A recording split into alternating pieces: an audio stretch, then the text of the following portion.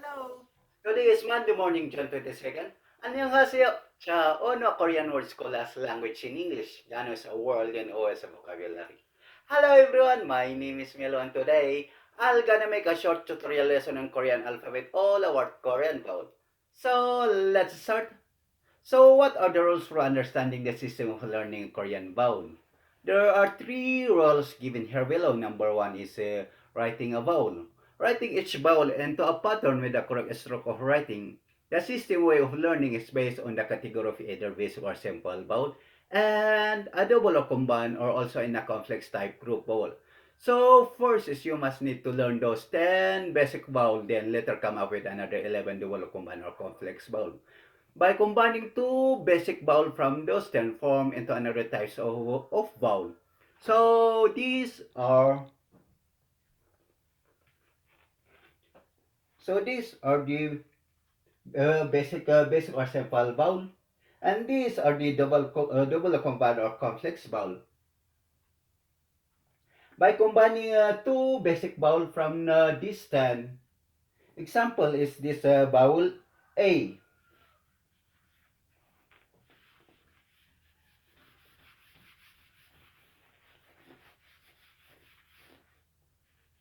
This vowel A.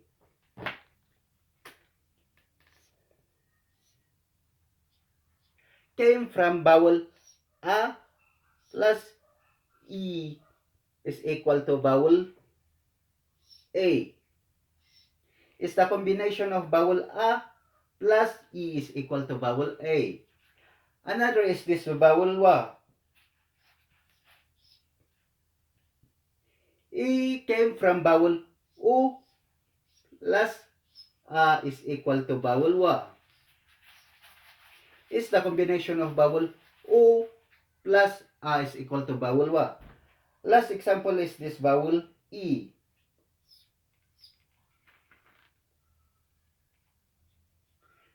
Combination of vowel U plus E is equal to vowel A. Is the combination of vowel O plus E is equal to vowel A. Another system of understanding the system of learning Korean vowel is through monophthong and diphthong. So what are monophthong and diphthong, by the way? Monophthong came from the Greek word mono, meaning one, while phthong meaning sound, and dip meaning two. So the system of learning Korean vowel is based on the vowel sound.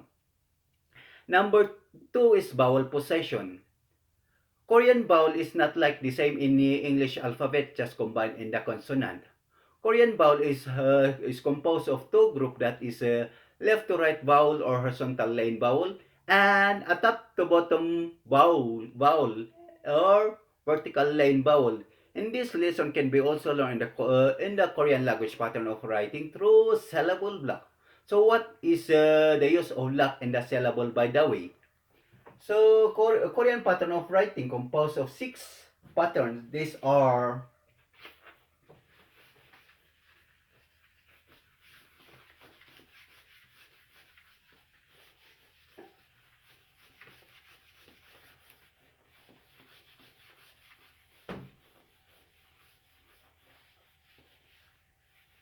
number 1 is consonant, consonant, and top to bottom vowel or vertical line vowel. Consonant plus top to bottom vowel or vertical line vowel. Number 2 is consonant, left to right vowel or horizontal line vowel. Consonant, left to right vowel or horizontal line vowel. Number 3 is consonant, top to bottom vowel or vertical line vowel, and another consonant, final consonant or pachim. Consonant, top to bottom vowel or vertical line vowel, and final consonant or pachim. Number 4 is consonant, consonant, uh, left to right vowel or horizontal lane vowel, and another final consonant or batchim. Consonant, left to right vowel or horizontal lane vowel, or another final consonant or batchim. Number 5 is consonant, top to bottom vowel or vertical lane vowel, horizontal lane vowel. Consonant and final consonant or batchim. Consonant, top to bottom vowel or vertical lane vowel. Consonant and another final consonant or patchim consonant here. Number 6 is this consonant, left to right vowel. This is left to right vowel or horizontal line vowel. Consonant and another final consonant or patchim. Consonant, left to right vowel or horizontal line vowel. Consonant and final consonant or patchim. So what are the blocks that we are talking all about?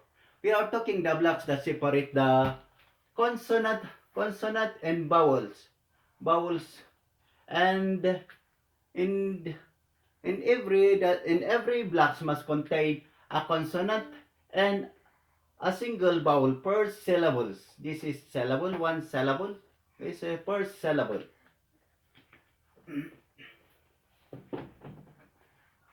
Excuse me, babe.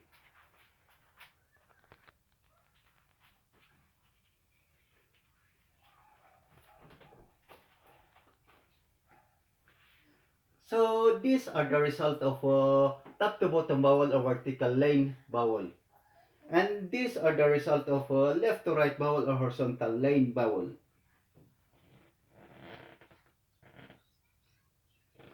To identify what is left to right vowel or horizontal line vowel and a top to bottom vowel or vertical line vowel, then it's needed to memorize the three elements that compose a vowels, symbolizing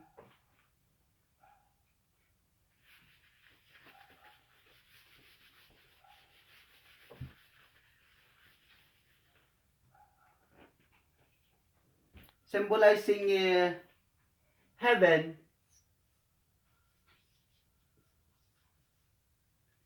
ground, ground, and an upright human or human or man.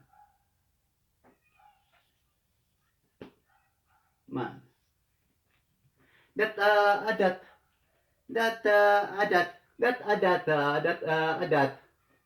represent heaven. That adat represent heaven. This is adat. That adat. This is adat. That adat represent heaven. That horizontal line represent ground. And an vertical line, a vertical line is a vertical line. A vertical line represent an upright human. An upright human.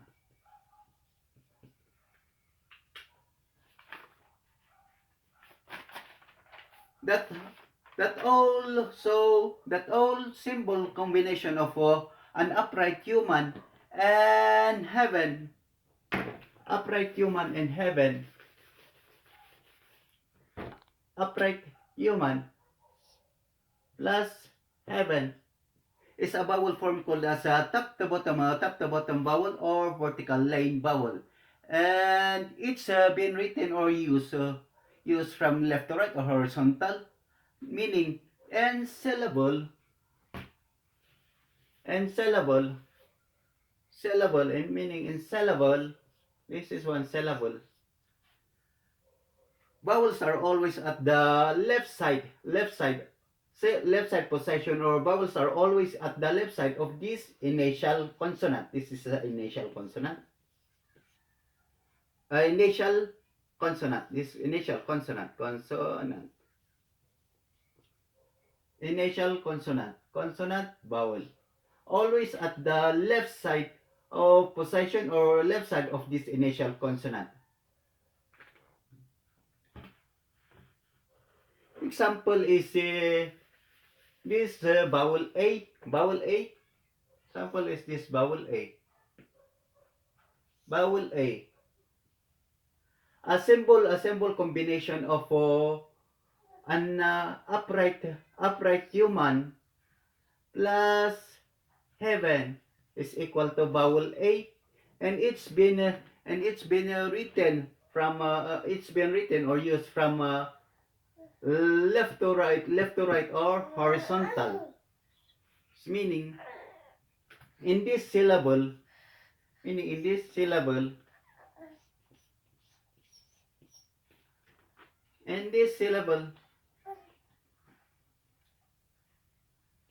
vowels are always at the left side possession, and consonants are always at the right side possession, or vowels are always at the left side of the initial consonant. This is the initial consonant.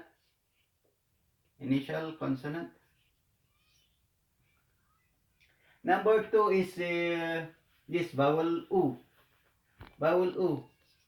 A symbol combination of heaven plus an upright human is equal to vowel U. And it's been written from left to right or horizontal. And all symbol combination of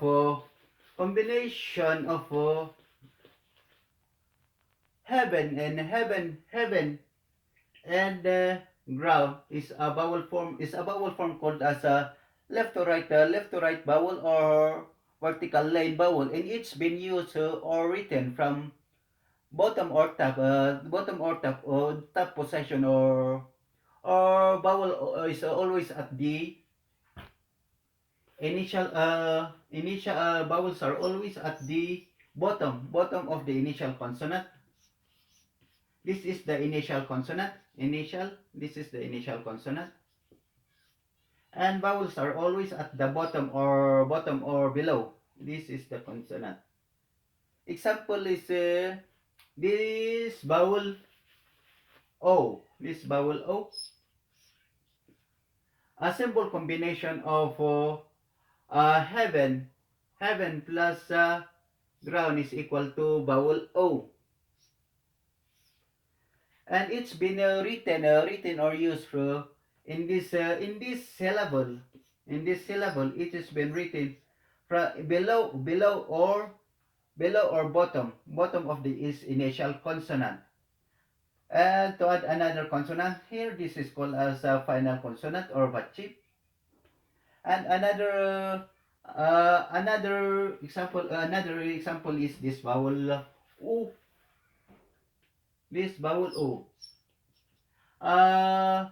Symbol combination of ground plus heaven is equal to vowel U. And it's been written from top to bottom or vertical, meaning vowels are always at the bottom or below possession, or vowels are always at the bottom of the initial consonant.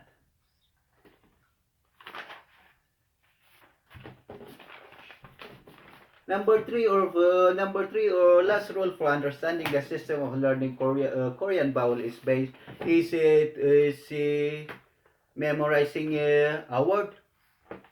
In order to come up into a syllable or word and can able to read and write in Korean, like easier to memorize, the traditional system of learning a Korean vowel is the most approach or recommended to use. Understanding what is a bright or dark vowel. Under principle of yin and yang, yang is a bright or the positive vowel, while yin is the dark or negative vowels. So then, bright vowel is the sunrise as a variation of O in A vowels, whereas Dark vowel is the sunset as a variation of U in O vowels, while neutral vowel is just a straight line as a variation of E and O vowels. Also a reminder that all bright vowel is always followed by another bright vowel or a neutral vowel, and all dark vowel is always followed by another dark vowel or neutral vowel. While neutral vowel is being conjugated the same as a dark vowel, and this most applicable in the verbal conjugation. Exception to the rule is to this rule is this verbal conjugation is conjugating the verb. The verb, a verb that end in ha, a verb that end in ha, a verb that end in ha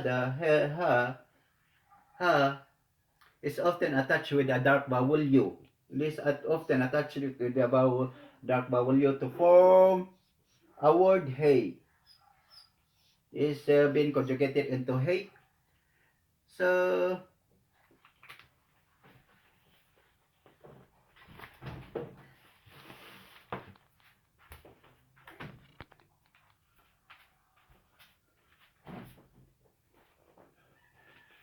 So these are the bright vowel or category of young vowel, and these are the dark vowel or category of yen vowel, and these are the neutral vowels.